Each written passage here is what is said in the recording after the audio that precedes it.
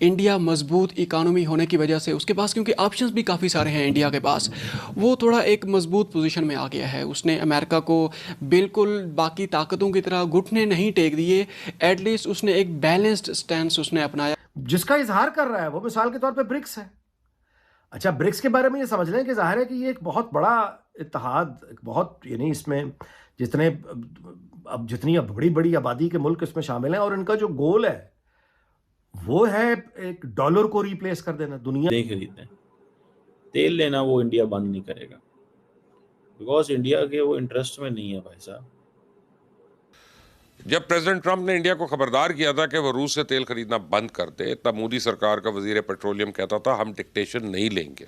नमस्कार दोस्तों, आज हम एक ऐसी विषय पर बात करने जा रहे हैं जो सिर्फ भारत ही नहीं बल्कि पड़ोसी देश पाकिस्तान भी चर्चा का विषय बना हुआ है। हम बात कर रहे हैं रूस से भारत द्वारा लगातार तेल खरीदने की, जिस पर पाकिस्तान मीडिया भी हैरान है। भारत की कंपनियां अभी भी रूस से तेल खरीद रहा है। भारत के विदेश मंत्रालय के अधिकारियों ने इस पर पुष्टिकरण दिया है कि यह फैसला पूरी तरह से आर्थिक पर आधारित है। इसमें तेल की कम कीमत, उसकी किस्म, भंडार, लॉजिस्टिक और अन्य व्यापारिक जरूरतों शामिल है। अधिकारियों के अनुसार भारत ने अंतर्राष्ट्रीय नियमों का पालन करते हुए अपनी ऊर्जा जरूरतों को पूरा करने के लिए एक राजनीति बनाया है। इस राजनीति का मुख्य उद्देश्य है देश में सस्ती और भरोसेमंद तेल की आपूर्ति को सुरक्षित करना। दोस्तों, साफ है कि भारत अपने हितों को प्राथमिकता दे रहा है। एक तरफ जहां कोई देश रूस से तेल खरीदने में हिचकिचा रहा है, वहीं भारत ने अपनी ऊर्जा सुरक्षा और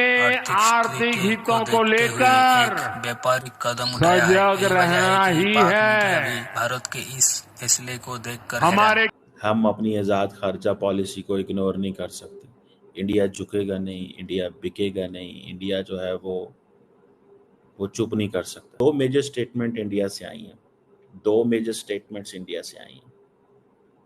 one, trade minister, second MEA spokesperson Jaiswal, और दोनों ने इंतहाई आराम से ये कहा है कि हम बड़ी इंपॉर्टेंट मार्केट हैं अपने, जो है ना वो गोयल साहब ने तो ये कह दिया हम जनाब बहुत बड़े मार्केट हैं, हमें तीसरी बड़ी मार्केट बनने वाले हैं, हमें उस अंदाज से देखा जाए, हमारे साथ लड़ाई ना की जाए, हमें एंगेज किया जाए। देखिए, इसमें तो कोई शक नहीं है that India will be a bigger economy in coming days. वो बनेगी बड़ी इकोनॉमी बिकॉज उसकी ट्रेजेक्टरी नंबर आ रही है।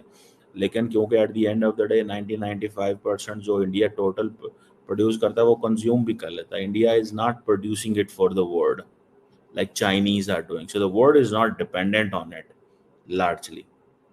इंडिया थोड़ा मजबूत पोजीशन पे चला गया है और वो उसने साबित कर दिया है कि मजबूत जो मईशत होती है वो किस तरीके से बड़े फ़ैसले करने में बड़ी हेल्पफुल साबित होती है। ट्रंप टैरिफ का जिस तरीके से इंडिया ने जो रुख बदला है, जिस तरीके से वो जवाब देने की पोजीशन में आ गया है कि हम मुफाद में सौदा नहीं करेंगे, ये नहीं करेंगे, वो नहीं करेंगे, फलान ढमकान है इधर उधर। सो मुझे तो ये बड़ी क्रिटिकल नज़र आ रही है। ये कोई इतना वो मजाक नहीं है। मोदी साहब इसको किसी डायरेक्शन में, ये सारी की सारी अपॉर्चुनिटी है नरेंद्र मोदी के लिए, याद रखिएगा। दोज हु थिंक कि ये मोदी को मुश्किल में डालेगा, नहीं, मुझे नहीं लगता। मुझे नहीं लगता ये मोदी को मुश्किल में डालेगा। मुझे लगता है कि ये मोदी के एडवांटेज में जाएगी। मैं ये चीज़ समझ रहा हूँ। इंडिया और अमेरिका की जो सर्द जंग जारी है, जो इकनॉमिक वार जारी है, उसमें काफ़ी सारी डेवलपमेंट सामने आई हैं। हमने शुरू में भी आपसे कहा था कि इंडिया मजबूत इकानॉमी होने की वजह से उसके पास, क्योंकि ऑप्शंस भी काफ़ी सारे हैं इंडिया के पास, वो थोड़ा एक मजबूत पोजीशन में आ गया है। उसने अमेरिका को बिल्कुल बाकी ताकतों की तरह घुटने नहीं टेक दिए, एटलीस्ट उसने एक बैलेंस्ड स्टैंड उसने अपनाया है कि हम बिल्कुल वैसा नहीं करेंगे जिस तरीके से आप चाहते हैं, हमारी भी आपको सुनना पड़ेगी।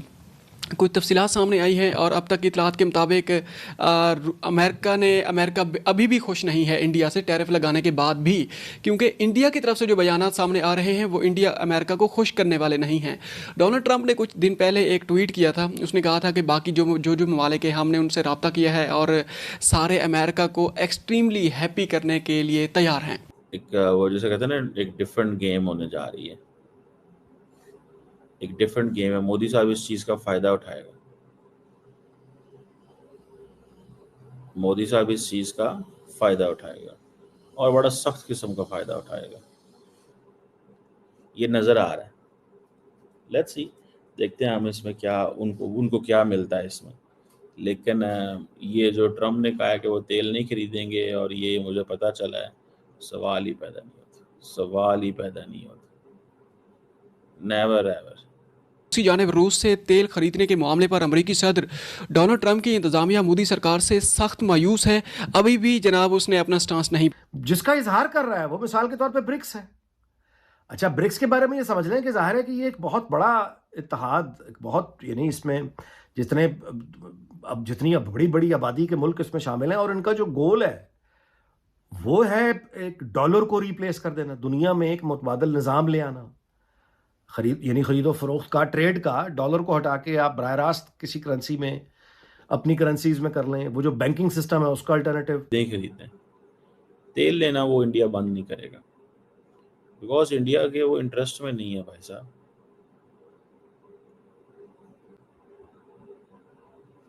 वो इंडिया के, वो जिसे कहते हैं ना, वो उसमें इंटरेस्ट में नहीं है। कैसे हो, उन्होंने तेल लेने ही लेना है। ताहम अमेरिकी सदर डोनाल्ड ट्रंप की धमकी के बाद भारत की सरकारी ऑयल रिफाइनरीज ने रूसी तेल की खरीदारी में कमी की है, बिल्कुल बंद नहीं किया। ये पहले भी हमने आपसे कहा है। वाज़ेह है कि अमेरिका समेत मगरबी ममालिक सन 2022 से भारत पर दबाव डालते रहे हैं कि वो यूक्रेन जंग के सबब रूस से दूरी इख्तियार करे। ताहम मोदी सरकार मास्को से नई दिल्ली के तारीखी ताल्लुकात और इक़्तिसादी मजबूरियों का हवाला देते हुए ये नाता कमज़ोर करने से गुरेज करती रही है। मतलब अब भी वो इस बात पे बिल्कुल राज़ी नहीं है कि हम उसके लिए तैयार हैं रूस से अपने ताल्लुकात ख़त्म कर